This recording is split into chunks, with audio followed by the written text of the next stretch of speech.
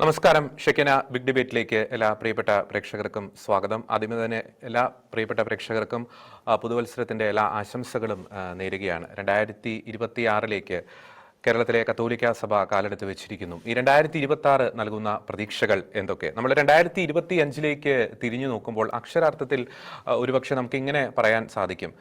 അവകാശങ്ങൾക്ക് വേണ്ടി തെരുവിലിറങ്ങേണ്ട അനവധി സംഭവങ്ങൾ കേരളത്തിൽ ക്രൈസ്തവ സമൂഹത്തിന് 2025 നേരിടേണ്ടതായിട്ട് വന്നിട്ടുണ്ട്. ചില ഉദാഹരണങ്ങൾ പ്രേക്ഷകരുടെ മുമ്പിൽ അവതരിപ്പിക്കുകയാണ്. പ്രത്യേകിച്ച് ന്യായമായിട്ടുള്ള അവകാശങ്ങൾക്ക് വേണ്ടി അല്ലെങ്കിൽ അവഹേളനങ്ങൾക്കെതിരെ ശക്തമായിട്ടുള്ള പ്രതിഷേധ സ്വരം ഉയർത്തേണ്ട ഒരു ഗതികേടിലേക്ക് ക്രൈസ്തവർ പോകേണ്ടി വന്നു. 2025 പള്ളുരുത്തി സ്കൂളിൽ നടന്ന ഹിജാബുമായി ബന്ധപ്പെട്ടുള്ള സംഭവം, മാർത്തോമ ഭവന് നേരെ, കളമശ്ശേരി മാർത്തോമ ഭവന് നേരെ ഉണ്ടായ അതിക്രമം, തൊമ്മൻകുത്തിൽ കുരിശു തകർത്ത സംഭവം, ഒപ്പം തന്നെ അഭിയുന്ന പുന്നക്കോട്ടിൽ പിതാവിനെതിരെ കേസെടുത്ത സംഭവം, ഛത്തീസ്ഗഡിൽ കന്യാസ്ത്രീകൾ ആക്രമിക്കപ്പെട്ട സംഭവം, മുനമ്പം വഖഫ് അധിനിവേശത്തിനെതിരെ നടന്ന ആ ഒരു പ്രതിഷേധം, ഒപ്പം ജസ്റ്റിസ് JB കുശി കമ്മീഷൻ റിപ്പോർട്ട് നടപ്പാക്കുന്നതുമായി ബന്ധപ്പെട്ട് പല തവണ വിവിധ കോണുകളിൽ നിന്നും ഉയർന്നുകൊണ്ടിരിക്കുന്ന പ്രതിഷേധ സ്വരങ്ങൾ, EWS സംവരണവുമായി ബന്ധപ്പെട്ട് ഉയർന്നുകൊണ്ടിരിക്കുന്ന പ്രതിഷേധ സ്വരങ്ങൾ, അങ്ങനെ അനവധി പ്രതിഷേധ പരിപാടികൾക്ക്, പ്രതിഷേധ സമരങ്ങൾക്ക് 2025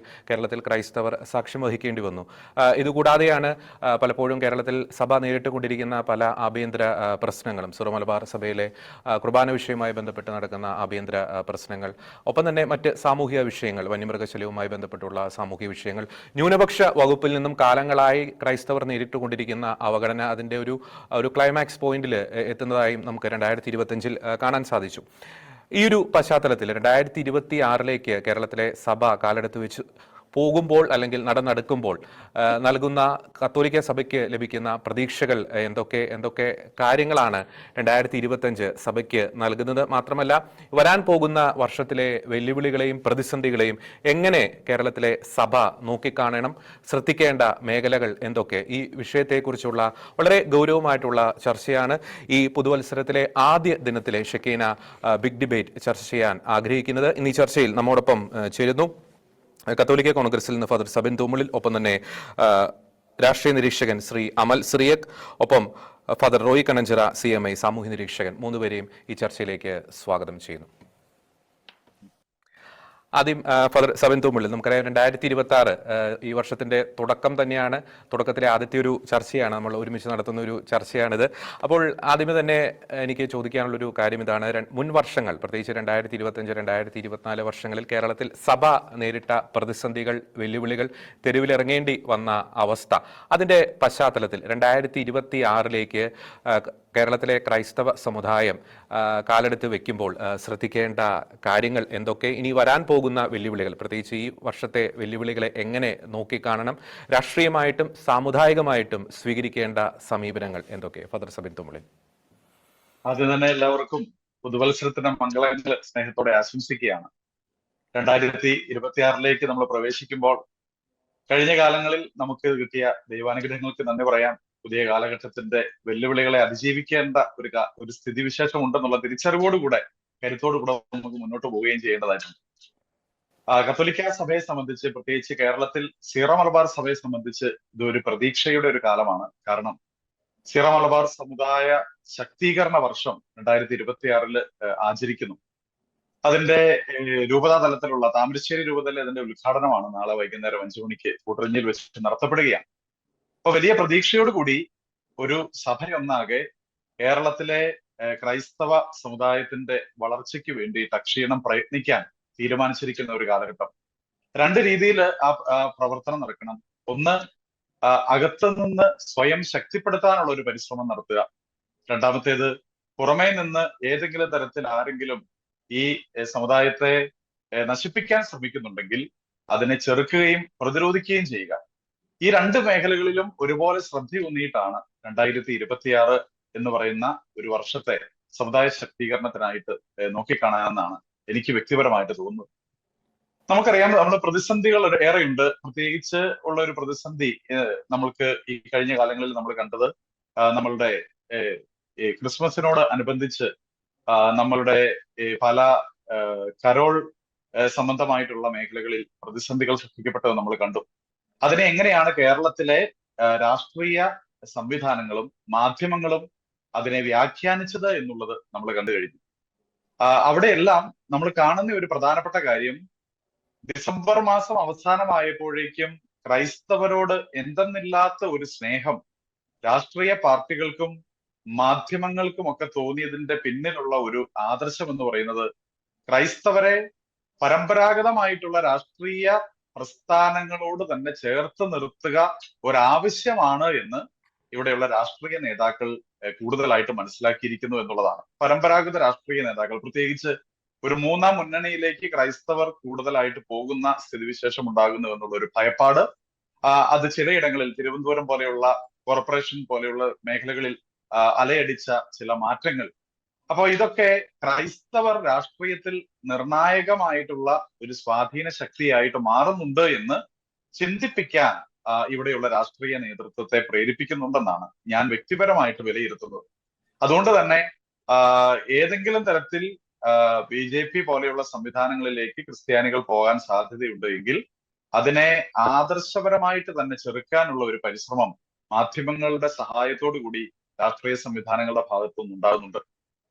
എനിക്ക് പറയാനുള്ള കാര്യം, 2026 അടുത്ത ഒരു 6 മാസത്തിനുള്ളിൽ അടുത്ത തിരഞ്ഞെടുപ്പ് വരികയാണ്.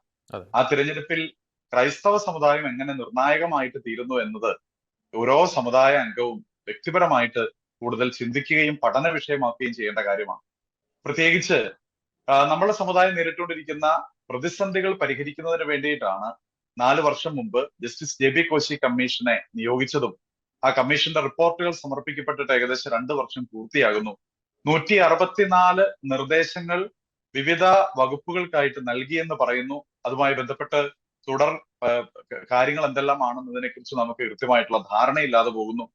നമ്മളുടെ ഏറ്റവും പ്രധാനപ്പെട്ട ആവശ്യം എന്ന് പറയുന്നത്, സമുദായം ശക്തീകരിക്കപ്പെടണമെങ്കിൽ ഈ ക്രൈസ്തവ സമുദായത്തിന് സർക്കാർ തലത്തിൽ നിന്ന്, ഗവൺമെന്റുകളിൽ നിന്ന് ലഭിക്കേണ്ട ഭരണഘടനാപരമായിട്ടുള്ള അവകാശങ്ങൾ നേടിയെടുക്കാനുള്ള വേണ്ട സാഹചര്യങ്ങൾ ഒരുക്കുക എന്നുള്ളതാണ്.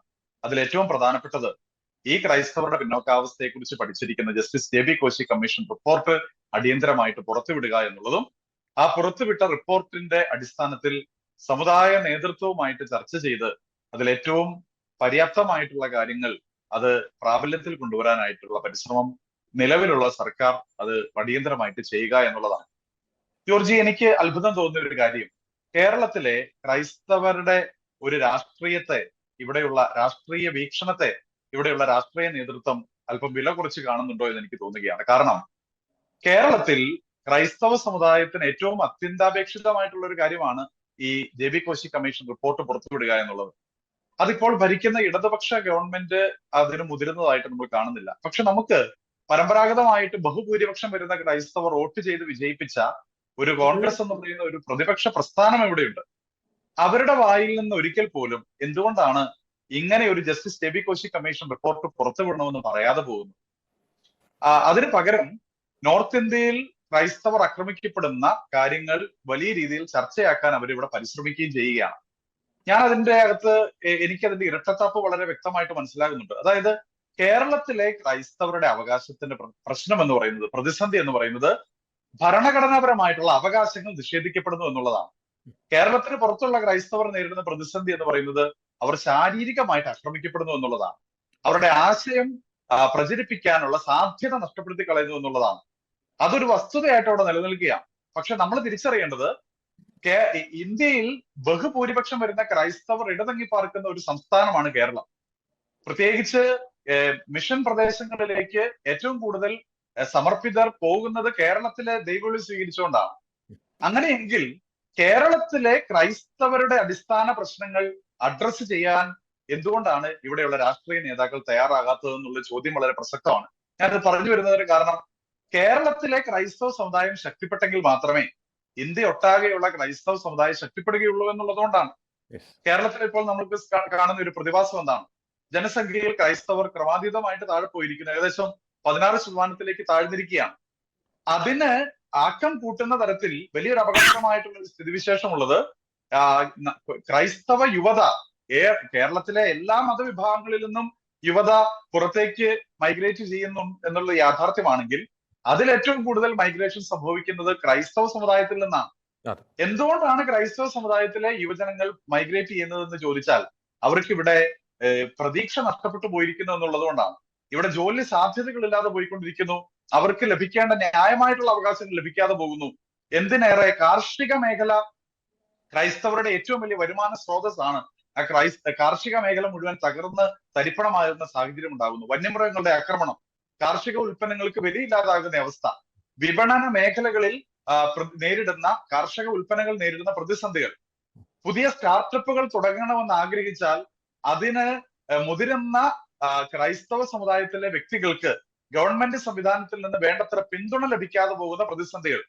ഇങ്ങനെ ക്രൈസ്തവ സമുദായത്തിലെ യുവജനങ്ങളെ ഇവിടെ കേരളത്തിൽ നിലയുറപ്പിക്കാൻ കഴിയാത്ത വിധത്തിൽ അവരെ ആശങ്കപ്പെടുത്തുകയും ആകുലപ്പെടുത്തുകയും ചെയ്യുന്ന ഒത്തിരി പ്രതിസന്ധികളിലൂടെയാണ് കേരളത്തിലെ ക്രൈസ്തവ സമൂഹം കടന്നുപോയിക്കൊണ്ടിരിക്കുന്നത്. അപ്പോൾ അതുകൊണ്ട് ഇവിടെ സംഭവിക്കുന്ന ഒരു പ്രശ്നം എന്താണെന്ന് ചോദിച്ചാൽ, ഈ സ്ഥിരം വോട്ട് ബാങ്ക്, ഒരു ഫിക്സഡ് വോട്ട് ബാങ്ക് ആയിട്ട് ക്രൈസ്തവ സമുദായത്തെ ഇവിടെയുള്ള രാഷ്ട്രീയ പ്രസ്ഥാനങ്ങൾ കാണുകയും ആ ഫിക്സഡ് വോട്ട് ബാങ്കിനെ വൈകാരികമായിട്ട് നിലനിർത്താനായിട്ട് രാഷ്ട്രീയ പ്രസ്ഥാനങ്ങൾ പരിശ്രമിക്കുകയും ചെയ്യുകയാണ്. അവരവിടെ പറയാൻ ഉദ്ദേശിക്കുന്ന കാര്യം ഇതാ, നിങ്ങൾ ഇടത് വലത് രാഷ്ട്രീയ പ്രസ്ഥാനങ്ങളിൽ നിന്ന് മാറി മറ്റൊരു രാഷ്ട്രീയ പ്രസ്ഥാനത്തെ കുറിച്ച് ചിന്തിച്ചാൽ അവര് നിങ്ങളെ നശിപ്പിക്കാനായിട്ട് കച്ചകെട്ടി ഇറങ്ങിയിരിക്കുന്നവരാണ്. അതുകൊണ്ട് തന്നെ അവർ നിങ്ങളെ നശിപ്പിക്കുമായിരിക്കും. ക്രൈസ്തവർക്ക് അതിനെക്കുറിച്ച് ആകുലതകളുണ്ട്, ഉത്കണ്ഠകളുണ്ട്. പക്ഷേ ക്രൈസ്തവർ ഉയർത്തിപ്പിടിക്കുന്ന രണ്ടാമത്തെ ഘട്ടം ഒരു നാണയത്തിന്റെ ഇരുവശങ്ങളാണെങ്കിൽ, ഒരു വശത്താണ് ഈ തീവ്ര ഹിന്ദുത്വ അജണ്ടകളിലൂടെ ക്രൈസ്തവ സമുദായം നശിപ്പിക്കപ്പെടുന്ന പ്രതിസന്ധി നേരിടുന്നത്. മറുവശത്ത് ഒരു പ്രതിസന്ധിയുണ്ട്. ആ പ്രതിസന്ധിയാണ് ഞാൻ മുൻപേ സൂചിപ്പിച്ച ന്യൂനപക്ഷ അവകാശങ്ങളുടെ ലംഘനം, സംവരണവുമായി ബന്ധപ്പെട്ട മേഖലകളിൽ ക്രൈസ്തവ സമുദായം നേരിടുന്ന പ്രതിസന്ധികൾ, കാർഷിക മേഖലയിൽ നേരിടുന്ന പ്രതിസന്ധികൾ, വിദ്യാഭ്യാസ മേഖലയിൽ നേരിട്ടുകൊണ്ടിരിക്കുന്ന പ്രതിസന്ധികൾ, ജോലി സംബന്ധമായിട്ടുള്ള മേഖലകൾ നേരിട്ടിരിക്കുന്ന പ്രതിസന്ധികൾ. ഈ പ്രതിസന്ധികൾക്ക് പരിഹാരം കാണാൻ എന്തുകൊണ്ടാണ് ഇവിടെയുള്ള രാഷ്ട്രീയ നേതൃത്വം വേണ്ട രീതിയിൽ ക്രിയാത്മകമായിട്ട് ഇടപെടാത്തത്? അതുകൊണ്ട് ഈ ഒരു 2026 സംബന്ധിച്ചിടത്തോളം, ക്രൈസ്തവ സമുദായത്തെ സംബന്ധിച്ചിടത്തോളം, സമുദായ ബോധമുള്ള ഏതൊരു ക്രിസ്ത്യാനിയെ സംബന്ധിച്ചിടത്തോളം അവർ ചോദിക്കേണ്ട ചോദ്യം ഇതാണ്: കേരളത്തിലെ രാഷ്ട്രീയ സംവിധാനങ്ങൾ ഈ ക്രൈസ്തവ സമുദായത്തിന്റെ നിലനിൽപ്പിനും വളർച്ചയ്ക്കും വേണ്ടി എന്ത് പ്രയോജനകരമായിട്ടുള്ള കർമ്മ പദ്ധതികളാണ് ആസൂത്രണം ചെയ്യുന്നത്? അത് ചോദിക്കാനുള്ള സമയമാണ് 2026 എന്ന ഒരു ചിന്തയാണ് എനിക്ക് ആദ്യമായിട്ട് മുന്നോട്ട് വെക്കാനുള്ളത്. ജോർജ്, വളരെ വ്യക്തമാണ്. ഞാൻ ഫാദർ റോയ് കണ്ണഞ്ചിറ സീമിലേക്ക് വരികയാണ്.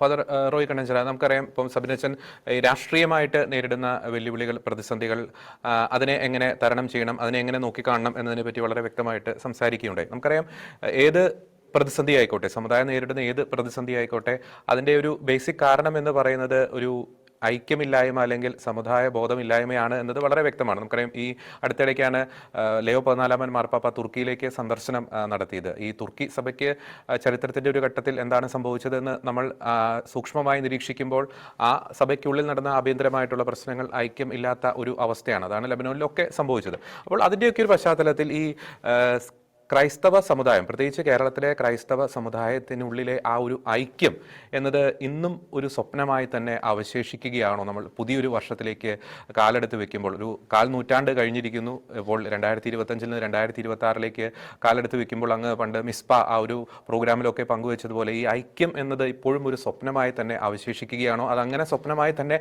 അവശേഷിച്ച് കഴിഞ്ഞാൽ ഒരു പക്ഷേ പണ്ട് ഇനി വരും തലമുറ ഒരു കാലഘട്ടത്തിൽ ഇങ്ങനെയൊരു സമുദായം ഇവിടെ ഉണ്ടായിരുന്നു എന്ന് സ്വപ്നം കാണേണ്ട ഒരു സ്ഥിതിയിലേക്കൊക്കെ കാര്യങ്ങൾ എത്തിച്ചേരാനുള്ള സാധ്യതയില്ലേ ഫാദർ റോയ് കണ്ണഞ്ചിറ സീമി?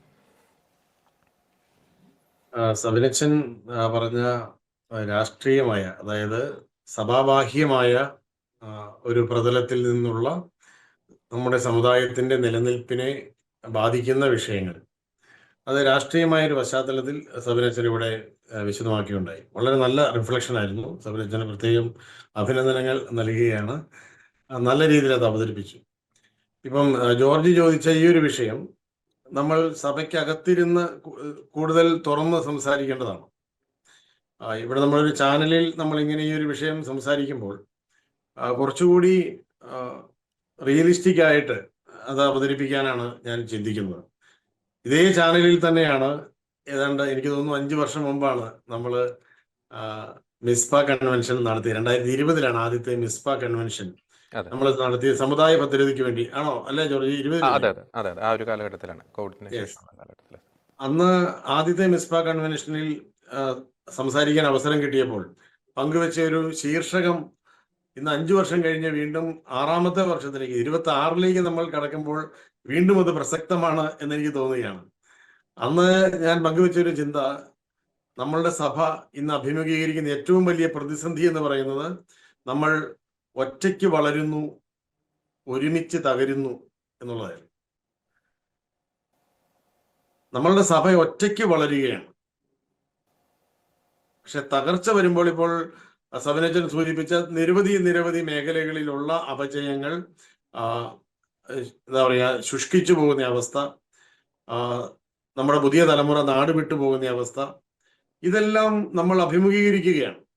അപ്പോൾ തകർച്ച വരുമ്പോൾ ഒരുമിച്ച് ഒരു സമുദായം എന്നുള്ള നിലയിൽ നമ്മൾ ഒരുമിച്ച് തകരുകയാണ്.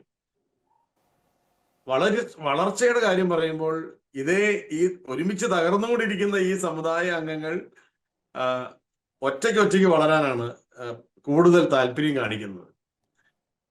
നമ്മളുടെ സഭയുടെ ഘടന തന്നെ അത്തരത്തിലുള്ള ഒരു പ്രാദേശികമായി അല്ലെങ്കിൽ റീത്തിന്റെ പേരിൽ ഇങ്ങനെ പലതരത്തിൽ ഉള്ള പല സെഗ്മെന്റ്സ് ആയിട്ടാണ് നമ്മുടെ സഭയുടെ ഘടന. അതുകൊണ്ട് തന്നെ ഓരോ റീത്തിനും അല്ലെങ്കിൽ ഓരോ സഭാ സമൂഹങ്ങൾക്കും, ഇപ്പോൾ ഇവിടുത്തെ ക്രൈസ്തവ സമൂഹത്തെ ഒന്നാകെ എടുക്കുകയാണെങ്കിൽ വിവിധ സഭാ സമൂഹങ്ങളാണ് ഉള്ളത്. ഞാൻ എല്ലാ സഭാ സമൂഹങ്ങളുടെയും തനിമയെ ആദരിക്കുന്ന വ്യക്തിയാണ്. ആ ആദരവോടുകൂടിയാണ് ഞാൻ സംസാരിക്കുന്നത്. ആ ഓരോ സഭയുടെയും തനിമ നിലനിൽക്കുക തന്നെ വേണം. എന്നാൽ മാത്രമേ ആ സഭയ്ക്ക് വളരാൻ കഴിയുകയുള്ളൂ. എന്നാൽ ആ ഓരോ സഭയും തനിച്ച് വളർന്നാൽ മതി എന്ന് നമ്മൾ ചിന്തിച്ചുകൊണ്ടിരുന്ന ഒരു പരമ്പരാഗതമായ ഒരു ആന്തരിക അകൽച്ചയുടെ ഒരു ശൈലി ഉണ്ടായിരുന്നു നമ്മുടെ സഭകളുടെ വളർച്ചയിൽ എന്ന് ഞാൻ വിചാരിക്കുകയാണ്. ഉള്ളിലൊരു അകൽച്ചയുണ്ട് ഈ സഭകൾ തമ്മിൽ. അവരെല്ലാവരും അവരവരുടെ ഐഡന്റിറ്റി നിലനിർത്താൻ വേണ്ടി നടത്തുന്ന പരിശ്രമങ്ങളിൽ ഒരേ വിശ്വാസത്തിൽ വളരുന്ന സഭകളുടെ സാന്നിധ്യം പലപ്പോഴും ഞങ്ങൾക്ക് വളരാൻ തടസ്സമായി മാറുന്നു എന്ന് ചിന്തിക്കുന്ന ഒരു സാഹചര്യം നമ്മുടെ കേരളത്തിലും ഭാരതത്തിലുമുണ്ട്. ഭാരതത്തിലും കേരളത്തിലുമായിട്ട് ഏകദേശം 300-ലധികം ക്രൈസ്തവ സഭാ സമൂഹങ്ങളുണ്ട് എന്നാണ് ഞാൻ മനസ്സിലാക്കുന്നത്. 300-ലധികം ക്രൈസ്തവ സഭാ സമൂഹങ്ങൾ ഭാരതത്തിലും കേരളത്തിലുമായിട്ടുണ്ട്.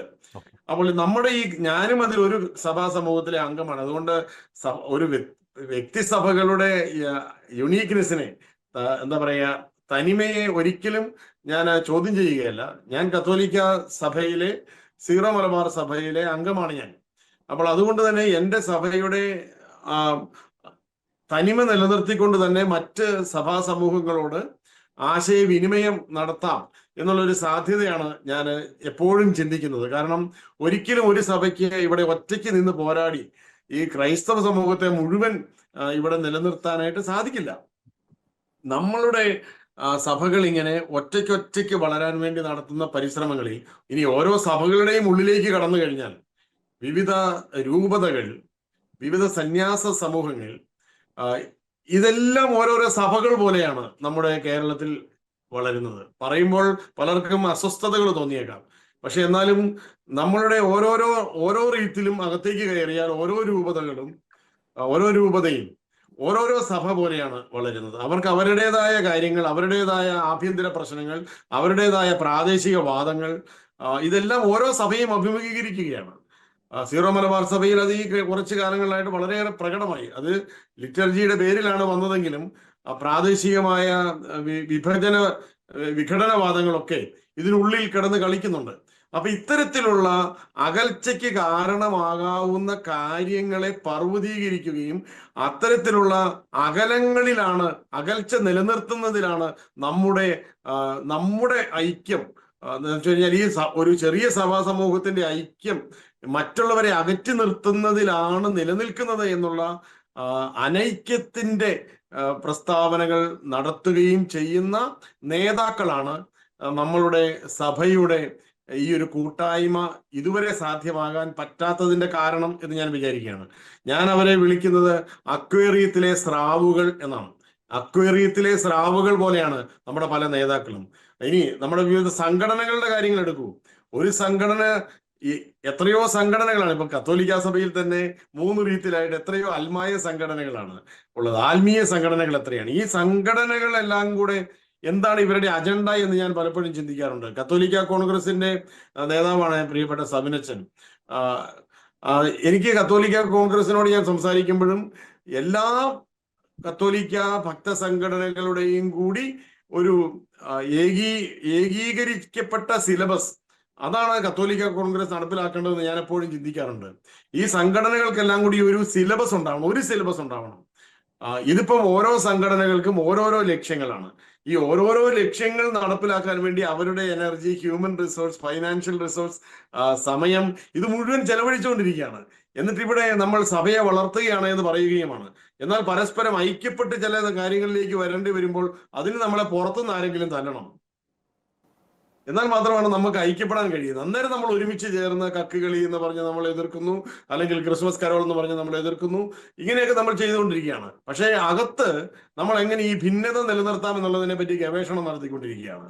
അപ്പോൾ ഈ ഒരു വൈരുദ്ധ്യം നമ്മൾ തുറന്ന് സമ്മതിക്കുകയും ഒരുമിച്ച് വളരുമ്പോൾ മാത്രമാണ് നമുക്ക് ഈ നാടിന്റെ നന്മയായി മാറാൻ കഴിയുന്നത് എന്നുള്ള സത്യം അംഗീകരിക്കുകയും ചെയ്യുമ്പോഴാണ് നമ്മുടെ സഭകളുടെ നിലനിൽപ്പിനുള്ളിൽ, എക്സിസ്റ്റൻസിനുള്ളിൽ ദൈവം മഹത്വപ്പെടുന്നത് എന്ന് ഞാൻ വിചാരിക്കുകയാണ്.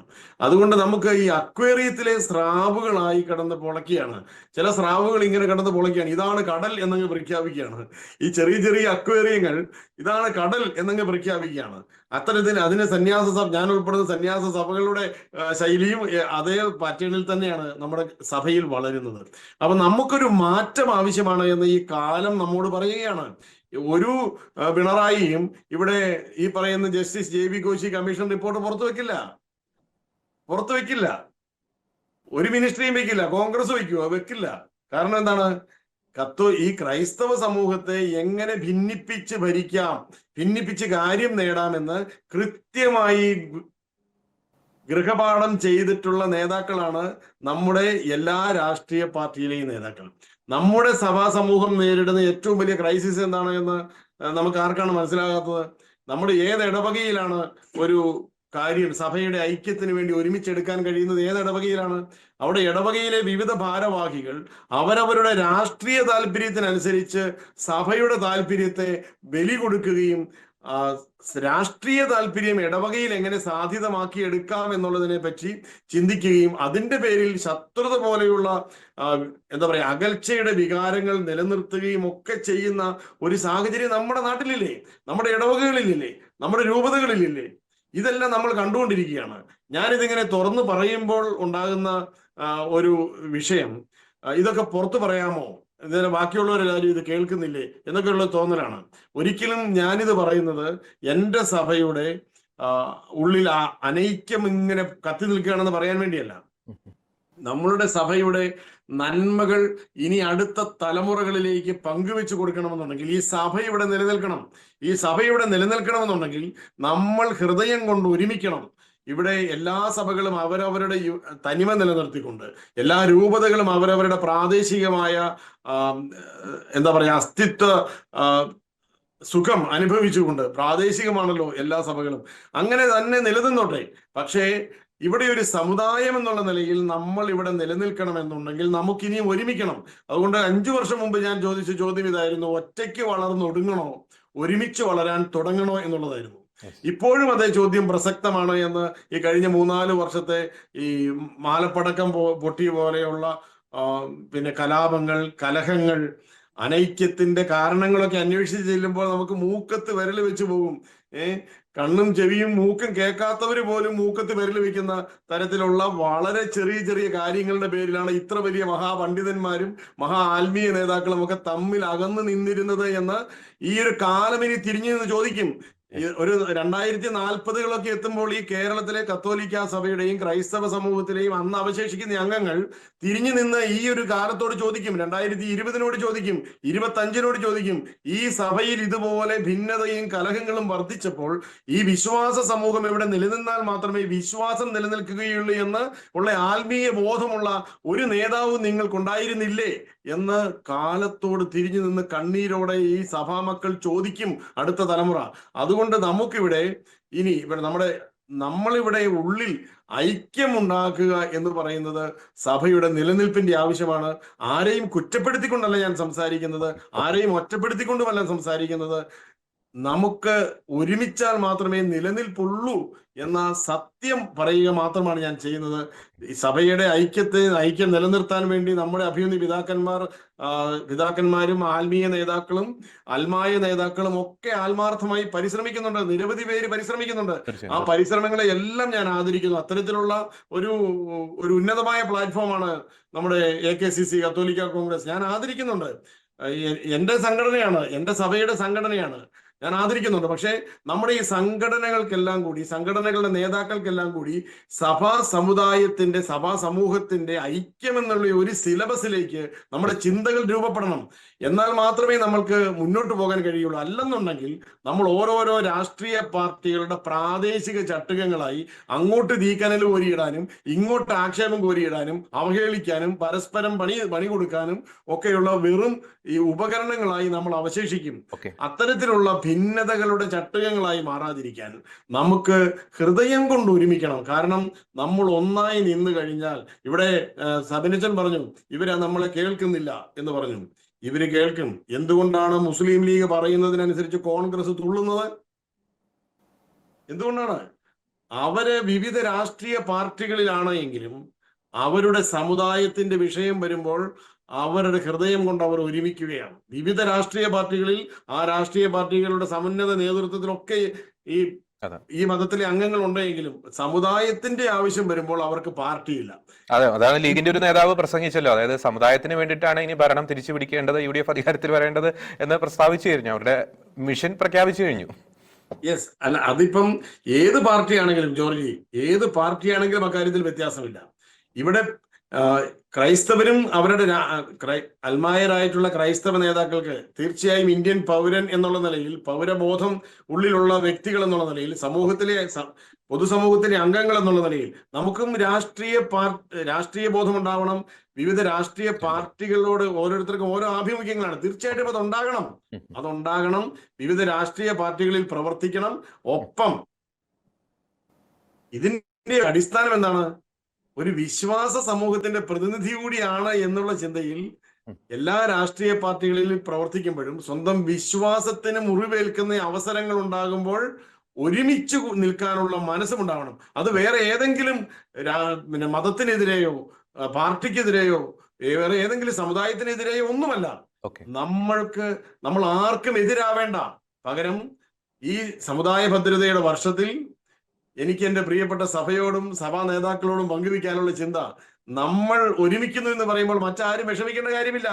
നമ്മൾ ആർക്കും എതിരാവുകയല്ല വേണ്ടത്, നമ്മൾ നമുക്ക് അനുകൂലമാവുകയാണ് വേണ്ടത്. നമ്മൾ നമുക്ക് അനുകൂലമാകണം. അപ്പോൾ നമുക്ക് നമ്മുടെ ശക്തി ഒരുമിപ്പിക്കാനും പറ്റും, നമ്മുടെ മാനവ വിഭവ ശേഷിയെ ഒരുമിപ്പിക്കാൻ പറ്റും, നമ്മുടെ സാമ്പത്തിക ശേഷികളെ ഒരുമിപ്പിക്കാൻ പറ്റും. അങ്ങനെ നമ്മുടെ വിശ്വാസം ഇവിടെ സംവഹിക്കുന്നവരെ ഈ നാട്ടിൽ നിലനിർത്താനുള്ള സംഘടിതമായ പ്രയത്നത്തിനായി നമുക്ക് ഈ വൈവിധ്യങ്ങൾ മറന്ന്, വൈജാത്യങ്ങൾ മറന്ന്, കലഹ കാരണങ്ങൾ കുഴിച്ചിട്ട് നമുക്ക് ഒരുമിക്കാം, മനസ്സുകൊണ്ട് ഒരുമിക്കാം. അപ്പോൾ നമുക്ക് ഒരുമിച്ച് വളരാം എന്നുള്ള ഒരു സന്ദേശത്തിലേക്ക് മനസ്സുണരും. അതല്ലാതെ നമ്മളെ ആക്രമിക്കുന്ന രാഷ്ട്രീയ പാർട്ടികളെ കുറ്റം പറഞ്ഞിട്ടോ നമ്മളെ വിഭജിക്കുന്നവരെ കുറ്റം പറഞ്ഞിട്ടോ ഒരു കാര്യമില്ല. വിഭജിക്കപ്പെടാൻ വേണ്ടി ഞങ്ങൾ തയ്യാറാണ്, നിങ്ങൾ ഞങ്ങളെ ചൂഷണം ചെയ്തുകൊള്ളൂ, ഞങ്ങളുടെ ഓരോരുത്തരുടെയും വ്യക്തിപരമായ ആവശ്യങ്ങൾ നിറവേറ്റി തന്നാൽ ഞങ്ങൾ സഭയെ ഒറ്റുകൊടുത്തോളാം എന്ന് പറയാൻ ജാള്യതയില്ലാത്തവരിവിടെ ഉണ്ടെന്ന് അവർ തിരിച്ചറിഞ്ഞിട്ടല്ലേ ഈ കളി ഇവിടെ നടക്കുന്നത്. അതല്ലാതെ വിശ്വാസത്തിന് വേണ്ടി ഒരുമിച്ച് നിൽക്കാൻ മനസ്സുള്ള ആത്മീയ നേതാക്കളും അൽമായ നേതാക്കളും പ്രാദേശികവാദം മറന്ന്, വിഘടനവാദം മറന്ന്, വിഭാഗീയത ചിന്തകൾ മറന്ന് നമ്മുടെ വിശ്വാസത്തിനും സമുദായത്തിനും വേണ്ടി ഒരുമിച്ചാൽ ഈ കേരളത്തിൽ ക്രൈസ്തവ സമൂഹം ഇതുവരെ ചെയ്തുകൊണ്ടിരുന്ന നന്മകൾ തുടരാൻ വേണ്ടിയാണ് ഞാനിത് പറയുന്നത്. അത് തുടരണം. അത് എല്ലാ മതസ്ഥർക്കും ഗുണകരമായ നന്മകൾ മാത്രമാണ് ക്രൈസ്തവ സമൂഹത്തിൽ നിന്ന് ഈ നാടിന് ലഭിച്ചുകൊണ്ടിരിക്കുന്നത്. അത് തുടരണമെന്നുണ്ടെങ്കിൽ ഈ സമൂഹം ഇവിടെ നിലനിൽക്കണം. സമൂഹം നിലനിൽക്കണമെന്നുണ്ടെങ്കിൽ മുഖ്യമന്ത്രി വിചാരിക്കേണ്ട കാര്യമല്ല, അത് പ്രതിപക്ഷ നേതാവ് വിചാരിക്കേണ്ട കാര്യമല്ല, അത് ഈ സമൂഹം വിചാരിക്കേണ്ട കാര്യമാണ്, ഈ സമൂഹത്തിന്റെ നേതാക്കൾ വിചാരിക്കേണ്ട കാര്യമാണ്. അതുകൊണ്ട് സംഘടനാ നേതാക്കൾ സങ്കടങ്ങൾ മറന്ന് നമുക്ക് സംഘടിക്കാം.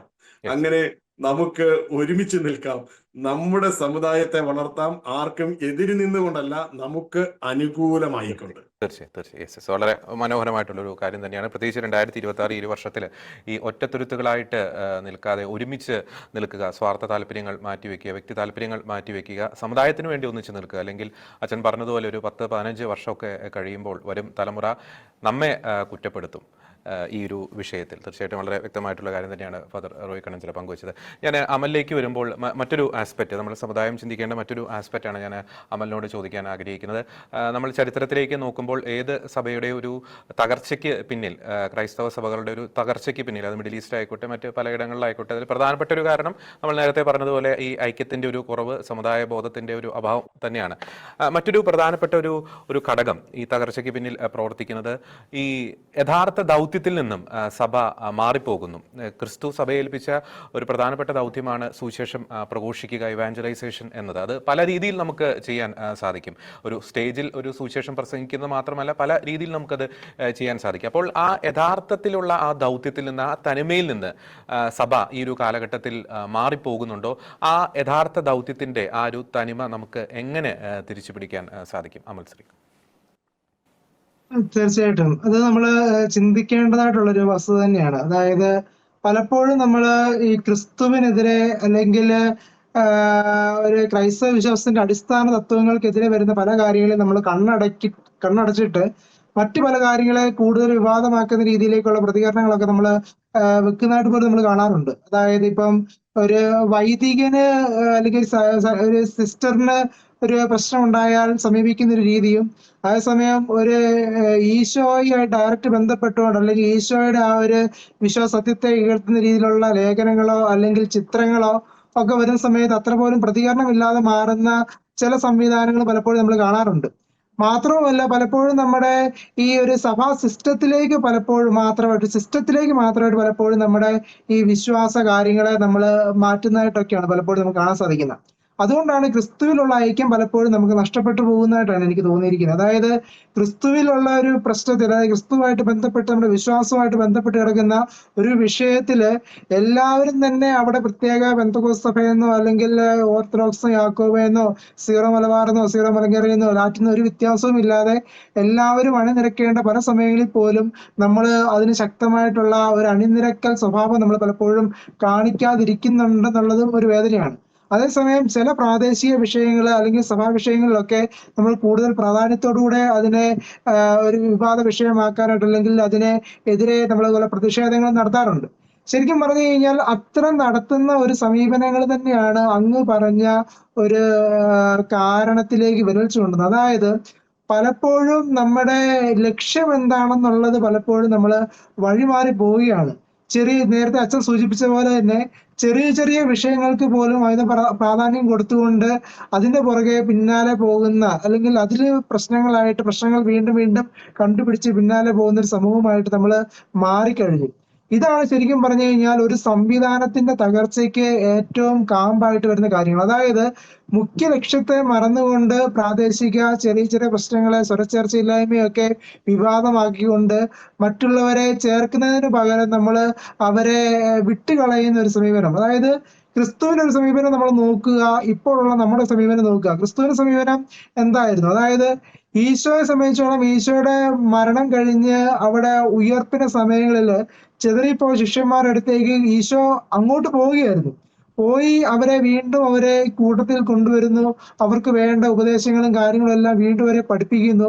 വീണ്ടും സത്യം എന്താണെന്നും കൃത്യമായിട്ടുള്ള ദൈവിക ലക്ഷ്യം എന്താണെന്നും വീണ്ടും അവരെ ബോധിപ്പിച്ചാണ് പിന്നെ സുവിശേഷവൽക്കരണത്തിലേക്ക് അവർ കടക്കുന്നത്. നമ്മളെ സംബന്ധിച്ചോളം പലപ്പോഴും ഒരു തവണ നമ്മളിൽ നിന്ന് അകന്നു പോയാൽ പിന്നെ അവരെ നമ്മൾ കൂട്ടത്തിൽ കൊണ്ടുവരാൻ പോലും നമ്മൾ ശ്രമിക്കാറില്ല. ഒരു തവണ ഒരുത്തൻ വിശ്വാസത്തെ വ്യതിചലിച്ച ഒരു കാര്യത്തിൽ പ്രവർത്തിച്ചു കഴിഞ്ഞാൽ പിന്നീട് അവനെ കൊണ്ടുവരാനായിട്ടോ അവനെ തിരുത്തിക്കൊണ്ട് ചേർത്ത് നിർത്താനായിട്ടോ ഒരു സമീപനം പലപ്പോഴും നമ്മുടെ സംവിധാനത്തിൽ ഇല്ലെന്ന് നമുക്ക് പറയാം. അതേസമയം നമ്മൾ നോക്കുകയാണെങ്കിൽ ഈശോ എന്താണ് ചെയ്തത്? അവിടെ തെറ്റ് സംഭവിച്ചവനെ എങ്ങനെയെങ്കിലും തിരുത്തിക്കൊണ്ട് വരാനുള്ള ഒരു സമീപനം പലപ്പോഴും ഈശോ നടത്തുന്നതായിട്ട് നമുക്ക് കാണാൻ സാധിക്കും. പക്ഷെ നമ്മളെ സംബന്ധിച്ചോളം പലപ്പോഴും നമ്മൾ അങ്ങ് കൈവിട്ട് കളയുകയാണ്. ഇങ്ങനെ ഈ കൈവിട്ട് കളയുന്ന മനോഭാവത്തോടുകൂടെ ഈ കൈവിട്ട് പോകുന്ന വ്യക്തി വീണ്ടും സഭയ്ക്കെതിരെ പ്രതികരണങ്ങളായിട്ട് വരിക, അല്ലെങ്കിൽ പ്രതിഷേധങ്ങളായിട്ട് വരിക, ഒരു കൂട്ടായ്മ ഉണ്ടാക്കുക, അങ്ങനെ സമാന ചിന്താഗതിക്കാരെ കൂട്ടിക്കൊണ്ട് നടത്തുന്ന പല പ്രക്രിയകളും അത് തന്നെയാണ് നമ്മുടെ പല വേദികളും നമ്മൾ കണ്ടുകൊണ്ടിരിക്കുക. ഒരിക്കൽ നമ്മൾ തള്ളിക്കളഞ്ഞിട്ട് പിന്നെ സ്വീകരിക്കാതിരിക്കുന്ന ഒരു മനോഭാവം നമുക്കുണ്ടെങ്കിൽ അവനവന്റെ നിലനിൽപ്പിന് വേണ്ടി അവനോട് അനുകൂലമായിട്ടുള്ള ആശയങ്ങളായിട്ടുള്ള ആൾക്കാരുമായിട്ട് കൂട്ടുകൂടി വീണ്ടും സഭയ്ക്കെതിരെ അല്ലെങ്കിൽ സമുദായത്തിനെതിരെ അങ്ങനെ ഒരു സംവിധാനങ്ങൾക്കെതിരെ സംസാരിക്കുന്നതായിട്ട് പല ഉദാഹരണങ്ങളും നമ്മൾ കഴിഞ്ഞ കാലഘട്ടങ്ങളിൽ കാണുകയുണ്ടായി. അപ്പൊ തീർച്ചയായിട്ടും ഈ ക്രിസ്തുവിന്റെ ആശയം എന്നത് ശരിക്കും പറഞ്ഞു കഴിഞ്ഞാൽ എന്തായിരുന്നു എന്നുള്ളത് നമ്മൾ വീണ്ടും വിചിന്തനം ചെയ്തുകൊണ്ട് പ്രവർത്തിക്കേണ്ട ഒരു വർഷമായിട്ട് 2026 മാറിയിരിക്കുകയാണ്. അത് പ്രവർത്തിച്ചുകൊണ്ട് വേണം നമ്മൾ ശ്രദ്ധിക്കേണ്ടത്. അതായത് ഈശോ ആർക്കാണ് പ്രാധാന്യം നൽകിയത്? പലപ്പോഴും നമ്മുടെ സ്വഭാവത്തിലും നമ്മുടെ സവിശേഷമായ പല പ്രസംഗങ്ങളിലും നമ്മൾ പറയുന്നുണ്ട്, സ്നേഹമാണെല്ലാം, ഈശോ പഠിപ്പിച്ചത് സ്നേഹമാണ്, എല്ലാവരെയും സ്നേഹിക്കുക എന്നുള്ളതാണ്. ഈ എല്ലാവരെയും സ്നേഹിക്കുക എന്നുള്ളതിന്റെ അർത്ഥം എന്താണെന്നുള്ളത് നമ്മൾ മനസ്സിലാക്കിയിരിക്കുന്നത് പോലെയല്ല മറ്റ് സമൂഹങ്ങളും മറ്റ് ആളുകളും മനസ്സിലാക്കിയിരിക്കുന്നത് എന്നൊരു ബോധ്യം നമുക്ക് ഉണ്ടാകേണ്ടത് ഈ വർഷമെങ്കിലും അത്യാവശ്യമാണ്. അതായത് നമുക്ക് പാമ്പിനെയും സ്നേഹിക്കാം, തേളിനെയും സ്നേഹിക്കാം. ഒരു തേളിനെ സ്നേഹിച്ചുകൊണ്ട് കയ്യിൽ പിടിച്ചു കഴിഞ്ഞു കഴിഞ്ഞാൽ ആ തേള് ചിലപ്പോൾ നമ്മളെ കുത്തിയെന്ന് വരാം, ആ കുത്തിൽ ഒരു വിഷം ഉണ്ടാകാം, ആ വിഷം അവസാനം നമ്മുടെ മരണത്തിലേക്കോ അല്ലെങ്കിൽ നിത്യമായ രോഗത്തിലേക്കോ നയിച്ചേക്കാം. അപ്പം സ്നേഹം എങ്ങനെയാണ് നമ്മൾ കൊടുക്കേണ്ടത് എന്നുള്ളൊരു ചിന്തയുണ്ട്. അതായത് ഒരു തേളിനെ അതിന് ജീവിക്കാനുള്ള അവകാശം സംരക്ഷിച്ചുകൊണ്ട് അതിനെ കൊല്ലാതെ അല്ലെങ്കിൽ അതിന് ഉപദ്രവം വരാത്ത രീതിയിൽ അവനൊരു എൻവയോൺമെന്റ്, ഒരു സാമൂഹിക പശ്ചാത്തലം ഉണ്ടാക്കി കൊടുക്കുക എന്നുള്ളൊരു സ്നേഹപ്രകടനമാണ്. അതേസമയം സ്നേഹം എന്ന് പറഞ്ഞു കഴിഞ്ഞാൽ കയ്യിലെടുത്ത് ലാളിക്കുക എന്ന് നമ്മൾ ചിന്തിക്കുന്നിടത്താണ് ഇതിന്റെ അപകടം. അപ്പൊ തീർച്ചയായിട്ടും പലപ്പോഴും നമുക്ക് പറ്റിപ്പോകുന്ന ഒരു അപകടം ഇതാണ്, നമ്മൾ ഉദ്ദേശിക്കുന്ന സ്നേഹം തന്നെയാണ് ബാക്കിയുള്ളവർ കരുതുന്നത് എന്നും പറഞ്ഞുകൊണ്ട് നമ്മൾ മറ്റ് വിശ്വാസത്തെ പുകഴ്ത്താനായിട്ടോ മറ്റ് ആളുകളെ കൂടുതലായിട്ട് പ്രോത്സാഹിപ്പിക്കാനായിട്ടോ അല്ലെങ്കിൽ രാഷ്ട്രീയ തലത്തിലേക്ക് മറ്റു കാര്യങ്ങളിലേക്കൊക്കെ വരുമ്പോൾ ഒരു ക്രൈസ്തവൻ എന്നതിനേക്കാൾ ഉപരി മറ്റ് സമൂഹങ്ങളെല്ലാം ഒരുപോലെ നമ്മൾ കരുതണം, ബാക്കിയുള്ളവർ അവകാശങ്ങൾ നമ്മൾ സംരക്ഷിക്കണം എന്ന് പറഞ്ഞുകൊണ്ട് നമ്മുടെ സമൂഹത്തിന് കൊടുക്കുന്ന പ്രാധാന്യത്തെക്കാൾ ഉപരി ബാക്കിയുള്ളവരെ നമ്മൾ അമിതമായ സ്നേഹത്തിലേക്ക് കൊണ്ടുപോയി കഴിയുമ്പോൾ അവസാനം അവിടുന്ന് കിട്ടുന്ന പല വേദനാജനകമായ കാര്യങ്ങളും നമുക്ക് ശരിക്കും പറഞ്ഞു കഴിഞ്ഞാൽ ഉപദ്രവമായി മാറുന്നുണ്ട്. അതിന്റെ പ്രത്യക്ഷ ഒരു ഉദാഹരണമാണ് ഈ കോൺഗ്രസ് പോലെയുള്ള പ്രസ്ഥാനം നമുക്ക് വേണമെങ്കിൽ പറയാം. കാരണം എന്ന് പറഞ്ഞു കഴിഞ്ഞാൽ ഒരു കോൺഗ്രസ് പോലൊരു പ്രസ്ഥാനത്തിനെ ശരിക്കും പറഞ്ഞാൽ അതിന്റെ ഉത്ഭവം മുതൽ നോക്കുവാണെങ്കിൽ ഒരു ക്രൈസ്തവന്റെ കയ്യിൽ നിന്നാണ് ഈ ഒരു പ്രസ്ഥാനം തന്നെ ഉത്ഭവിച്ചത്. അതേസമയം പിന്നീടുള്ള കാലഘട്ടങ്ങളാണ് നമ്മുടെ കേരളത്തിലെ ഇന്നത്തെ കാലഘട്ടമാണെങ്കിൽ നോക്കുവാണെങ്കിൽ ക്രൈസ്തവ സമൂഹം വലിയ രീതിയിൽ ഈ കോൺഗ്രസ് സമൂഹത്തെ അല്ലെങ്കിൽ കോൺഗ്രസ് സംവിധാനത്തെ അവിടെ വളർത്തുന്നതായിട്ട് നമുക്ക് കാണാൻ സാധിക്കാം. പക്ഷെ എന്താണ് ഈ കോൺഗ്രസ് സംവിധാനം ഈ ക്രൈസ്തവ സമൂഹത്തിന് തിരിച്ചു തരുന്നത്? തിരിച്ചു തരുന്നത് വേദനകളും നിന്ദനയും മാത്രമാണെന്നാണ് നമുക്ക് കാണാൻ സാധിക്കുക. അതായത് EWS പോലുള്ള സംവരണം വന്നപ്പോൾ ഈ ക്രൈസ്തവനോടൊപ്പം ആ ഒരു സംവിധാനം, ഒരു സംഘടന ഇല്ലായിരുന്നു, അല്ലെങ്കിൽ രാഷ്ട്രീയ പ്രസ്ഥാനം ഇല്ലായിരുന്നു. മാത്രമല്ല 80:20 പോലെയുള്ള ഒരു ഭരണഘടന കടുത്ത ലംഘനമാണ് നടന്നിരുന്നതെന്ന് ഹൈക്കോടതി ചൂണ്ടിക്കാണിച്ച ഒരു വിഷയത്തിൽ പോലും ക്രിസ്ത്യാനോടൊപ്പം നിൽക്കാനുള്ള ഒരു മനസ്സ്, ഒരു തുറന്ന മനസ്സ് കോൺഗ്രസിന് ഇല്ലാതായി പോയതും നമ്മൾ കണ്ടതാണ്. ഈ മുനമ്പം പോലെയുള്ള വിഷയങ്ങളിൽ പോലും അത്രമാത്രം കോൺഗ്രസിനോട് ചേർന്ന് നിൽക്കുന്ന ഒരു സഭാ സമൂഹം ഉള്ള ഒരു സ്ഥലമാണിത്. ആ സ്ഥലത്ത് പോലും കോൺഗ്രസിന് കൃത്യമായ ഒരു നിലപാട് പറയാനായിട്ടോ അവർക്ക് വേണ്ടി ഇന്നും നിൽക്കാനായിട്ടോ ഒരു മനോവിഷമം പോലെ നമുക്ക് കാണുന്ന കാര്യങ്ങളാണ്. അപ്പൊ ഇത്തരത്തിലുള്ള പല കാര്യങ്ങളും നമ്മൾ ഉദാഹരണമായിട്ട് എടുക്കണം. അതായത് നമ്മൾ സ്നേഹിക്കുന്നത് എന്താണ്, നമുക്ക് തിരിച്ചു കിട്ടുന്നത് എന്താണ്, നമ്മുടെ സ്നേഹം എങ്ങനെയായിരിക്കണം എന്നുള്ളത്. ക്രിസ്തു ശരിക്കും പറഞ്ഞു കഴിഞ്ഞാൽ 12 പേരെ കൂടെ കൊണ്ട് നടക്കുകയായിരുന്നാണ് നമ്മൾ വായിക്കുക. അതേസമയം 12 പേരെ പല സ്ഥലത്തായിട്ട് പലപ്പോഴും കാണുകയോ വർത്താനം പറയുകയോ ചെയ്തുകൊണ്ടൊരു സൗഹൃദ സംവിധാനമല്ലായിരുന്നു ക്രിസ്തുവിന്റെ. അതേസമയം ഈശോ 12 പേരെയും ഒരുമിച്ച് കൂട്ടി അവർക്ക് വേണ്ട കാര്യങ്ങൾ, അവർക്ക് വേണ്ട പഠനം, ആ കാര്യങ്ങളെല്ലാം തന്നെ കൃത്യമായി കൊടുത്തുകൊണ്ട് കൂട്ടത്തിൽ കൊണ്ട് നടക്കുന്ന ഒരു സംവിധാനമായിരുന്നു. അതേസമയം നമ്മൾ പലപ്പോഴും കാണുന്നത് പല സഭാ സമൂഹങ്ങളിലാകട്ടെ നമ്മുടെ ക്രൈസ്തവരെ പലപ്പോഴും നമ്മൾ ഒരു ബന്ധത്തിന് വേണ്ടി അപ്പുറത്തുണ്ട് ഇപ്പുറത്തുണ്ട് ആ ഒരു കൂട്ടത്തിൽ കൊണ്ട് നടക്കുന്നതിനേക്കാൾ ഉപരി കൂട്ടത്തിൽ എല്ലാവരെയും കൊണ്ട് നടക്കണം എന്നൊരു ചിന്തയിലേക്കാണ് നമ്മൾ എടുക്കുക. അതായത് നമ്മുടെ സഭയിൽപ്പെട്ട സംവിധാനങ്ങളെ എല്ലാവരെയും നമ്മൾ ഒരുപോലെ കാണുക എന്നും പറഞ്ഞുകൊണ്ട് എന്നൊരു ശൈലിയിലേക്ക് നമ്മൾ മാറുമ്പോൾ പലപ്പോഴും ക്രിസ്തുവിന്റെ ആ ഒരു സുവിശേഷവൽക്കരണ പ്രക്രിയയാണോ നമ്മൾ നടത്തുന്നതെന്ന് നമ്മൾ ചിന്തിച്ചു പോകേണ്ടതായിട്ടുണ്ട്. മാത്രമല്ല ഇതിനകത്ത് മറ്റൊരു കാര്യം കൂടി ഉണ്ട്. നമ്മൾ കാണേണ്ട ചില രാഷ്ട്രീയ പശ്ചാത്തലങ്ങൾ വളരെ പ്രധാനപ്പെട്ടതാണ്. അതേസമയം നമുക്കറിയാം അതായത് ഇന്നത്തെ രാഷ്ട്രീയ പശ്ചാത്തലത്തിൽ കഴിഞ്ഞ തദ്ദേശ തെരഞ്ഞെടുപ്പ് ഇലക്ഷന്റെ റിസൾട്ടുകൾ വന്നു. ഈ റിസൾട്ടുകളെ പറ്റി പഠിക്കാനായിട്ട് ഒരു സംവിധാനം നമ്മുടെ സംവിധാനത്തിൽ ഉണ്ടോ എന്നുള്ളത് നമ്മൾ ചിന്തിക്കേണ്ടത് തന്നെയാണ്. മാത്രമല്ല, ഈ രാഷ്ട്രീയ വിഷയങ്ങളിൽ എങ്ങനെ ഈ സമുദായത്തിന്റെ ശക്തിക്ക് വേണ്ടി അല്ലെങ്കിൽ സമുദായത്തിന്റെ അവകാശങ്ങൾക്ക് വേണ്ടി ശബ്ദിക്കാനായിട്ട് കഴിയുന്ന ഒരു സംവിധാനം നമുക്കുണ്ടോ, അല്ലെങ്കിൽ എങ്ങനെ സംവിധാനമായി മാറാം എന്നുള്ളത് ചിന്തിക്കാൻ പോലുമുള്ള ഒരു സംവിധാനം കൃത്യമായിട്ട് നമുക്ക് ഒരു സിസ്റ്റം ഉണ്ടോ എന്ന് പോലും നമ്മൾ ചിന്തിക്കാനായിട്ടുണ്ട്. കാര്യം ഇതൊരു സമുദായ വർഷമായിട്ട് 2026 മാറുമ്പോൾ ഒരു ഒരുക്കങ്ങളൊക്കെ ചെയ്തിട്ട് വേണം നമ്മൾ ഈ ഒരു പ്രക്രിയയിലേക്ക് പോകാമെന്നാണ് ഞാൻ കരുതുന്നത്. ഒരിക്കലും ഇല്ലാതെ വീണ്ടും ഈ കഴിഞ്ഞ വർഷങ്ങളെ പോലെ തന്നെ ഒരു പേരിന് മാത്രം ഒരു എന്താ പറഞ്ഞത്, സാധാരണ നമ്മൾ നടക്കുന്നത് പോലെ തന്നെ ഒരു പ്രഹസനം എന്ന രീതിയിലേക്ക് ഈ ഒരു സമുദായ ശാക്തീകരണ വർഷം മാറാതിരിക്കണമെങ്കിൽ കൃത്യമായും ഈ മാസങ്ങളിൽ തന്നെ ഒരു കൃത്യമായ പ്ലാനിങ്ങോട് കൂടി ഒരു സംവിധാനം നമ്മൾ ഉണ്ടാകണം. നമുക്ക് ഇന്ന് വരെ നഷ്ടപ്പെട്ടു പോയ നമ്മുടെ അടിസ്ഥാനപരമായിട്ടുള്ള നമ്മുടെ അവകാശങ്ങൾ അത് സംരക്ഷിക്കാനായിട്ട് കൃത്യമായും രാഷ്ട്രീയ നേതൃത്വത്തെ അല്ലെങ്കിൽ രാഷ്ട്രീയക്കാരെ സമ്മർദ്ദപ്പെടുത്തുന്ന ശക്തികളായിട്ട് മാറുന്ന ഒരു സംവിധാനം കൃത്യമായിട്ടും യുവജനങ്ങളിൽ തുടങ്ങി അല്ലെങ്കിൽ ചെറുപ്പക്കാരിൽ തുടങ്ങി തന്നെ ഉണ്ടാകണം. കാര്യം നമ്മൾ നോക്കുകയാണെങ്കിൽ നമുക്കിപ്പോൾ പണ്ട് നമ്മൾ മാതൃകയായിരുന്ന കാലഘട്ടത്തിൽ നിന്ന് ഇപ്പോൾ മറ്റുള്ളവരെ മാതൃകയാക്കേണ്ട ഗതികേടിലേക്ക് നമ്മൾ വന്നിരിക്കുകയാണ്. ഇപ്പൊ നമ്മൾ തന്നെ ശ്രദ്ധിച്ചാൽ മനസ്സിലാവും, ഈ കഴിഞ്ഞ ദിവസം ക്രിസ്മസിന്റെ ബന്ധപ്പെട്ട് പല പ്രശ്നങ്ങളും നടന്നു. നമ്മൾ നടത്തിയ പ്രതിഷേധങ്ങൾ ധാരാളം ഉണ്ടായിരുന്നു. പക്ഷെ നമ്മൾ നടത്തിയ പ്രതിഷേധങ്ങളൊക്കെ ഇന്ത്യയിൽ ഒതുങ്ങുന്ന പ്രതിഷേധങ്ങളായിരുന്നു. അതായത് ഇന്ത്യയിലെ നോർത്ത് ഇന്ത്യയിൽ നടന്ന പല ക്രിസ്മസിനോടനുബന്ധിച്ച് നടന്ന ചില വിഷയങ്ങൾ അത് മാത്രമാണ് നമ്മുടെ പ്രതിഷേധ വിഷയമായിട്ട് വന്നത്. അതേസമയം അന്താരാഷ്ട്ര തലത്തില് മറ്റ് രാജ്യങ്ങളില് അവിടെയൊക്കെ നമ്മുടെ ക്രൈസ്തവപരമായിട്ടുള്ള പല കാര്യങ്ങളെയും തച്ചുടയ്ക്കുകയും അതിനെ ആക്രമിക്കുകയും ക്രിസ്മസ് ട്രീ കത്തിക്കുകയും ചെയ്യുന്നതിനെ പറ്റി ഇവിടെ ആരും പ്രതികരിക്കുന്നതായിട്ട് ഞാൻ കണ്ടില്ല.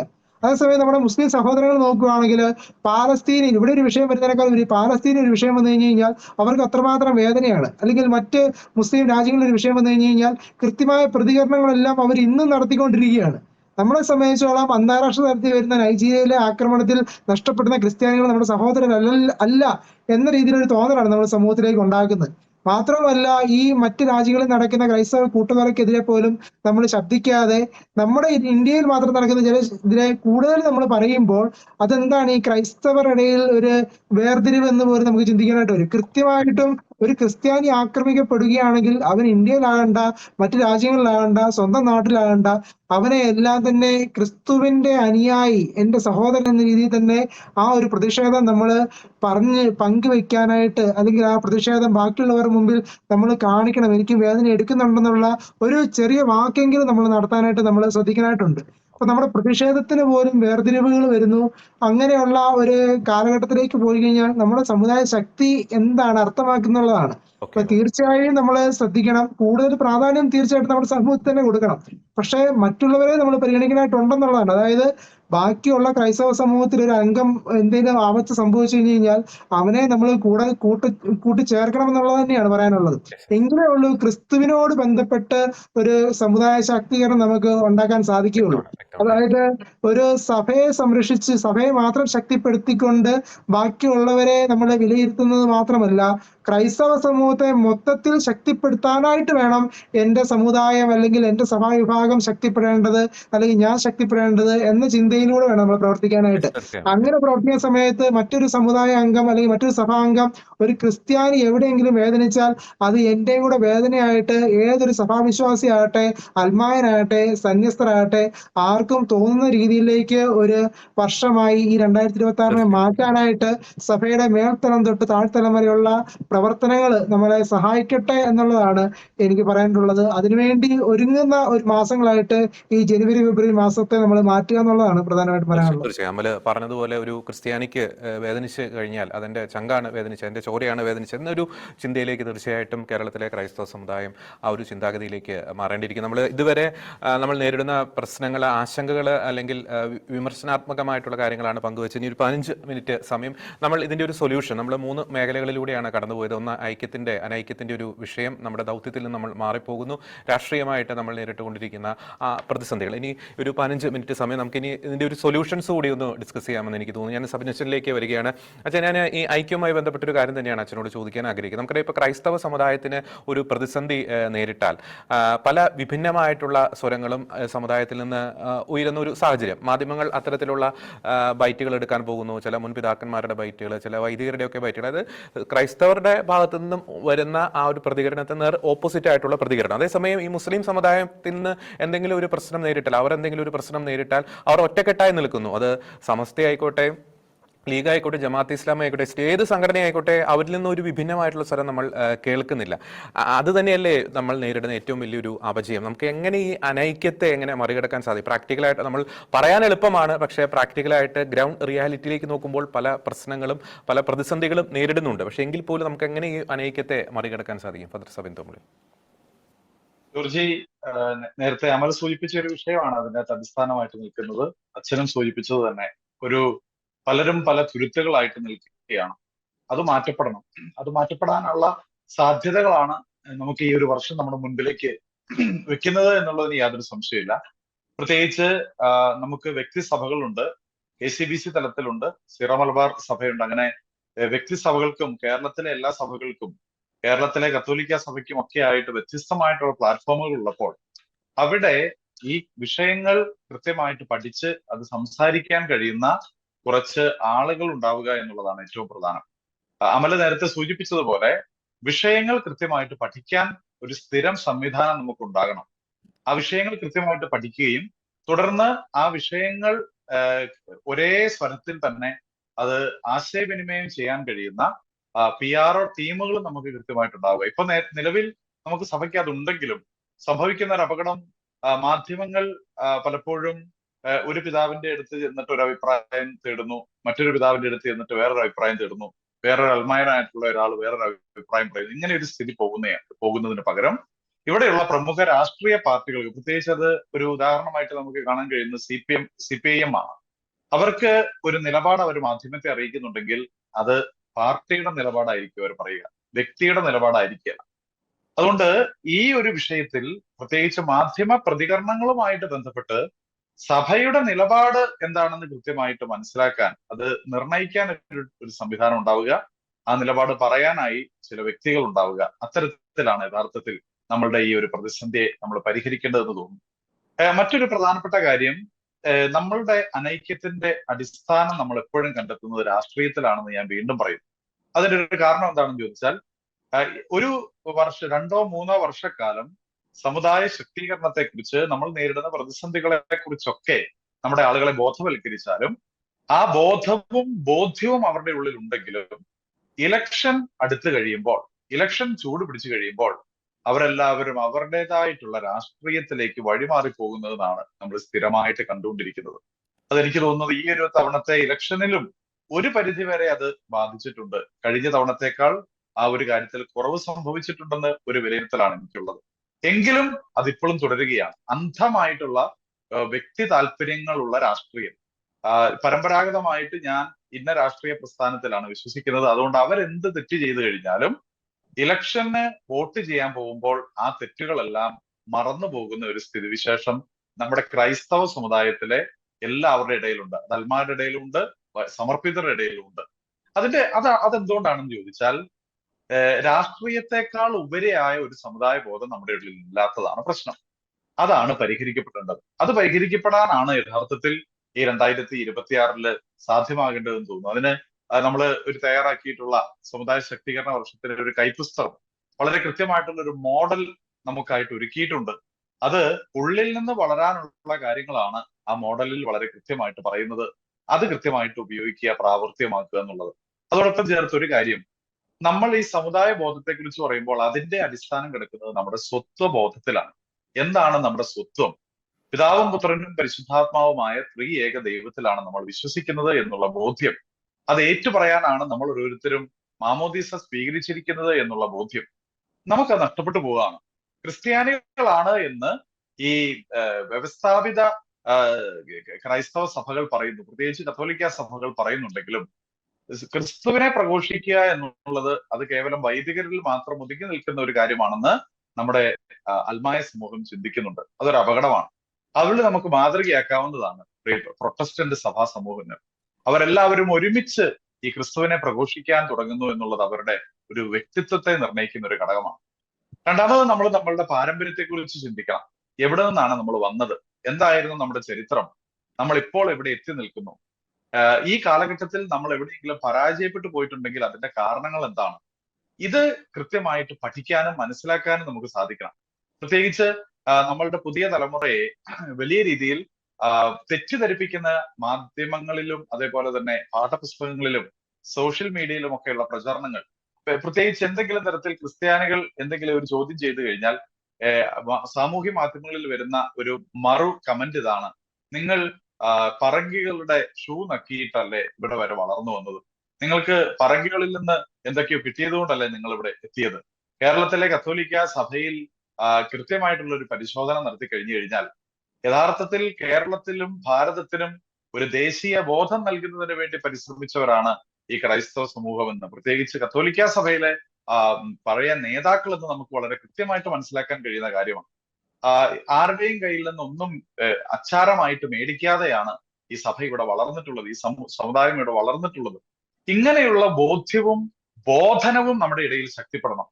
നമ്മളുടെ ഐഡന്റിറ്റി എന്താണെന്ന് നമ്മൾ കൃത്യമായിട്ട് മനസ്സിലാക്കിക്കൊണ്ട് മുന്നോട്ട് പോകുമ്പോൾ നമ്മുടെ ഈ പ്രതിസന്ധികളെ പരിഹരിക്കാൻ കഴിയുമെന്ന് തന്നെയാണ് ഞാൻ വിചാരിക്കുന്നത്. ഞാൻ റോയിച്ചനിലേക്ക് വളരെ പെട്ടെന്ന് വരികയാണ്. അച്ഛൻ, നമുക്കറിയാം സഭയുടെ ഒരു കൺവെൻഷനലായിട്ടുള്ളൊരു ദൗത്യം ഉണ്ടായിരുന്നു. ഒരു കാലഘട്ടത്തിൽ അത് ആവശ്യമായിരുന്നു. നമ്മൾ കെട്ടിടങ്ങൾ പണിയുന്നു, ആതുരാലയങ്ങൾ പണിയുന്നു, വിദ്യാഭ്യാസ സ്ഥാപനങ്ങൾ പണിയുന്നു. അപ്പം അതിലൂടെ നാടിന് വളർച്ചയുണ്ടായി, നാടിന് നന്മയുണ്ടായി എന്ന് നമ്മൾ ഘോരം പറയുന്നുണ്ട്. അത് വളരെ നല്ലൊരു കാര്യം. എന്നാൽ മറു സൈഡിൽ സമുദായം ശോഷിക്കുകയായിരുന്നു, നമ്മുടെ സമുദായ ബോധം നഷ്ടപ്പെട്ടുകൊണ്ടിരിക്കുന്ന ഒരു അവസ്ഥ, അല്ലെങ്കിൽ കുട്ടികളിൽ നിന്ന് വിശ്വാസം ക്ഷയിച്ചു പോകുന്ന അവസ്ഥ, അത് നമുക്ക് തിരിച്ചറിയാൻ പലപ്പോഴും നമ്മൾ പരാജയപ്പെട്ടു. നമ്മൾ നാടിനെ വളർത്താൻ നോക്കി, നാടിന് വികസനം സമ്മാനിക്കാൻ നോക്കി. അത് തീർച്ചയായിട്ടും വേണം, അത് നമ്മുടെ ഉത്തരവാദിത്വം തന്നെയാണ്. പക്ഷേ ഒരു ബാലൻസ്ഡ് ആയിട്ട് പോയോ എന്ന ഒരു കാര്യത്തിൽ സമുദായവും അതുപോലെ തന്നെ വളരണമായിരുന്നു. പക്ഷെ അത് ബാലൻസ്ഡ് ആയിട്ടാണോ ആ രണ്ട് വളർച്ചയും സംഭവിച്ചത് എന്നൊരു കാര്യത്തിൽ സംശയമുണ്ട്. അതിനാൽ തന്നെ എൻ്റെ ഒരു ഡയറക്റ്റ് ഒരു ചോദ്യം ഇതാണ്: ഇനി നമ്മൾ കെട്ടിടങ്ങൾ പണിയണോ അതോ സമുദായത്തെ പണിയണോ നമ്മൾ പുതിയ വർഷത്തിലേക്ക് കാലെടുത്ത് വെക്കുമ്പോൾ? നമ്മളുടെ സഭയുടെ സേവന മേഖലകളുടെ ഒരു ബാഹ്യ ചിഹ്നമായിട്ടാണ് ജോർജി നമ്മുടെ ഈ കെട്ടിടങ്ങൾ ഇങ്ങനെ ആകാശം മുട്ടെ ഉയർന്നു നിൽക്കുന്നത്. അപ്പൊ നമ്മളുടെ സേവനങ്ങൾ എപ്പോഴും നമ്മൾ പൊതുസമൂഹത്തിന്റെ ഭാഗമായിട്ട് ജീവിക്കുന്നവരാണ്. ഈ രാജ്യത്തിന്റെ പൗരത്വത്തിന്റെ ആ ഒരു അവകാശം നമ്മൾ അനുഭവിക്കുന്നവരാണ്. അപ്പോൾ തന്നെ നമ്മളുടെ നമ്മുടെ സബിനച്ചൻ പറഞ്ഞതുപോലെ നമ്മളുടെ ക്രൈസ്തവ സ്വത്വബോധത്തിൽ നമുക്കൊരു പ്രശ്നമുണ്ട്. അതെന്താന്ന് വെച്ച് കഴിഞ്ഞാൽ അത് നമുക്ക് വേണ്ടി മാത്രം ജീവിക്കാനായിട്ടുള്ള ഒരു ട്രെയിനിങ് നമുക്കില്ല. കാരണം ഈശോയുടെ വാക്ക് നിങ്ങൾക്ക് വേണ്ടി എന്നുള്ളതാണ്. നിങ്ങൾക്ക് വേണ്ടി എൻ്റെ ഉള്ളതും ഞാൻ തരുന്നു എന്ന് പറഞ്ഞുകൊണ്ട് പങ്കുവെച്ച് തന്ന് എല്ലാവരെയും വളർത്തിയ ഒരു ദൈവത്തിന്റെ പ്രതിനിധികളാണ് ഈ ക്രൈസ്തവ വിശ്വാസികൾ. ഞാൻ വന്നിരിക്കുന്നത് നിങ്ങൾക്ക് ജീവൻ ഉണ്ടാകാനും അത് നിങ്ങൾക്ക് സമൃദ്ധമായി ഉണ്ടാകാനുമാണ് എന്ന് യോഹന്നാന്റെ സുവിശേഷം 10:10 ഈശോ പറഞ്ഞത് ഈ അവസരത്തിൽ ഞാൻ ഓർക്കുകയാണ്. ഇത് ക്രൈസ്തവന്റെ ഒരു ജനിതകമായ സ്വത്താണ്, അവന്റെ സ്വത്വബോധത്തിന്റെ സാരമാണ്. ഇത് തന്നെയാണ് ഒരു പരിധിവരെ അവന്റെ ദൗർബല്യവും. കാരണം നമുക്ക് വേണ്ടി മാത്രം ജീവിക്കാൻ നമുക്ക് അറിയില്ല. സത്യത്തിൽ ഒരു ക്രൈസ്തവ സ്ഥാപനവും ക്രൈസ്തവർക്ക് വേണ്ടി മാത്രമായിട്ട് ഈ പൊതുസമൂഹത്തിൽ നിലനിൽക്കുന്നില്ല, പള്ളികൾ അല്ലാതെ. നമ്മുടെ എല്ലാ സ്ഥാപനങ്ങളിലും നമ്മളെക്കാൾ കൂടുതൽ അതിന്റെ ഗുണഭോക്താക്കളാകുന്നത് പൊതുസമൂഹമാണ്. അതുകൊണ്ട് തന്നെ ഞാൻ ഈ കാലഘട്ടങ്ങളിൽ ചോദിക്കുന്ന ഒരു ചോദ്യമുണ്ട്: who are the beneficiaries of our life and charity? നമ്മുടെ എക്സിസ്റ്റൻസിന്റെ, നമ്മുടെ നിലനിൽപ്പിന്റെ ഗുണഭോക്താക്കൾ ആരാണ് യഥാർത്ഥത്തിൽ?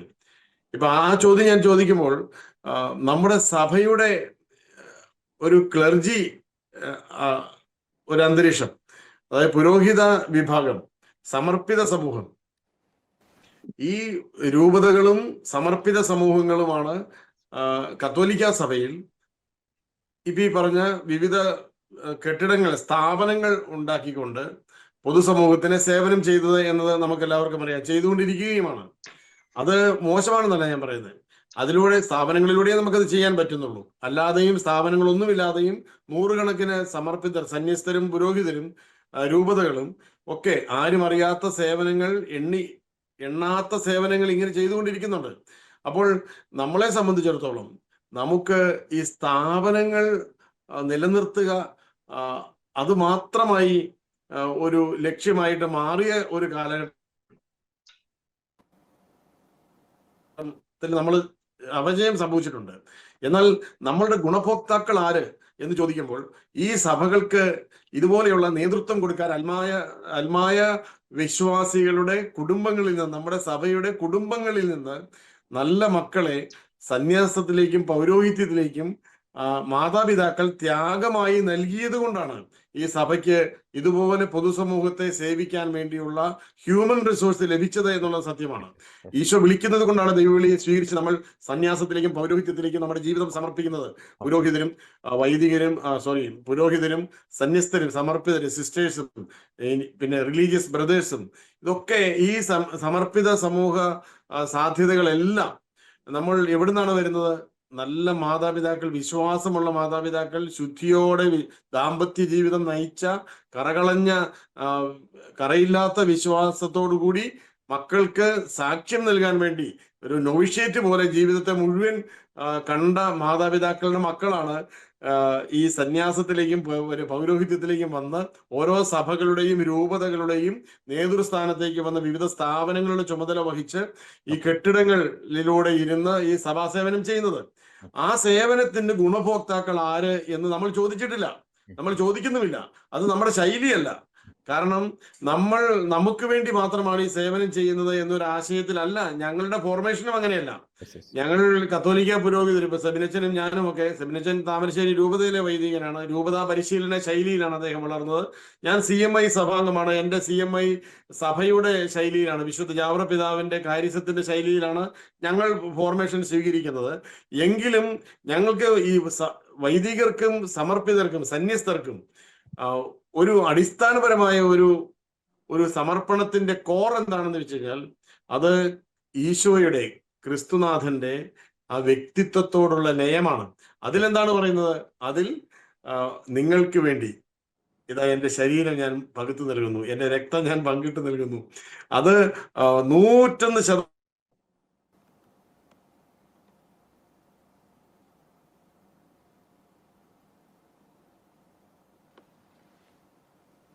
ഓക്കെ, ചെറിയൊരു പെട്ടെന്ന് കൺക്ലൂഡ് ചെയ്ത സമയം കൺക്ലൂഡ് ചെയ്യാം. അതുകൊണ്ട് തന്നെ ഇനി നമ്മുടെ കുടുംബങ്ങളിൽ നിന്ന് ഇതുപോലെ കൊടുക്കാൻ മക്കളില്ലാതെ ആവുകയും ദൈവവിളി കുറയുകയും നോഷേറ്റുകളും ആസ്പിരൻസ് ഹൗസുകളും ഒക്കെ പലപ്പോഴും സംയോജിപ്പിക്കപ്പെടുകയും ഒക്കെ ചെയ്യുന്ന ഒരു കാലഘട്ടത്തിൽ നമ്മുടെ സഭ ഉണർന്ന് ചിന്തിക്കണം. ഇനി കെട്ടിടങ്ങളാണോ വേണ്ടത്, അതോ വിശ്വാസ സമൂഹ നിർമ്മിതിയാണോ? അതുകൊണ്ട് ഇപ്പോഴുള്ള ഭൗതികമായ സാമ്പത്തിക അവസ്ഥയിൽ നിന്ന് വിശ്വാസ സമൂഹ നിർമ്മിതിക്ക് വേണ്ടി സംഘടിതമായി കൈകോർക്കുവാൻ ബാഹ്യമായ റിസോഴ്സസ് ഉപയോഗിക്കേണ്ട ഒരു കാലത്തിലേക്ക് നമ്മൾ കടന്നു വന്നിട്ടില്ലേ എന്ന് സഭാ സമൂഹങ്ങൾ, സന്യാസ സമൂഹങ്ങൾ, ഞാൻ അംഗമായിരിക്കുന്ന സഭ ഉൾപ്പെടെ ഉണർന്ന് ചിന്തിക്കേണ്ട ഒരു കാലത്തിലേക്ക് നമ്മൾ എത്തിയിരിക്കുകയാണ്. സമുദായ ശാക്തീകരണ വർഷത്തിൽ എൻ്റെ സന്യാസ പൗരോഹിത്യ ജീവിതം കൊണ്ട് എത്ര വിശ്വാസ സമൂഹം ഇവിടെ നിലനിൽക്കുന്നുണ്ട് എന്ന് ഞാൻ ആത്മവിചിന്തനം നടത്തുന്ന ഒരു കാലമാണിത്. അതുപോലെ തന്നെ ഓരോ പുരോഹിതനും ഓരോ സമർപ്പിതനും ഇതേ ചോദ്യം ചോദിക്കണം. അപ്പോൾ ഈ കെട്ടിടങ്ങളിൽ നിന്ന് നമ്മൾ താഴേക്ക് ഇറങ്ങുകയും മലയുടെ മുകളിൽ ഇരുന്ന് ഇവിടെ കൂടാരമടിക്കാം എന്ന് പറഞ്ഞ പത്രോസിനെയും യോഹന്നാനെയും യാക്കോബിനെയും കൂട്ടി മലയുടെ മുകളിൽ നിന്ന് മേഘപാളികളുടെ സൗവർണ അനുഭവങ്ങളിൽ നിന്ന് മനുഷ്യന്റെ പരിതോവസ്ഥകളിലേക്ക്, താഴ്വാരങ്ങളിലേക്ക് ഇറങ്ങി വന്ന കർത്താവിനെ പോലെ ഈ സഭ, ഈ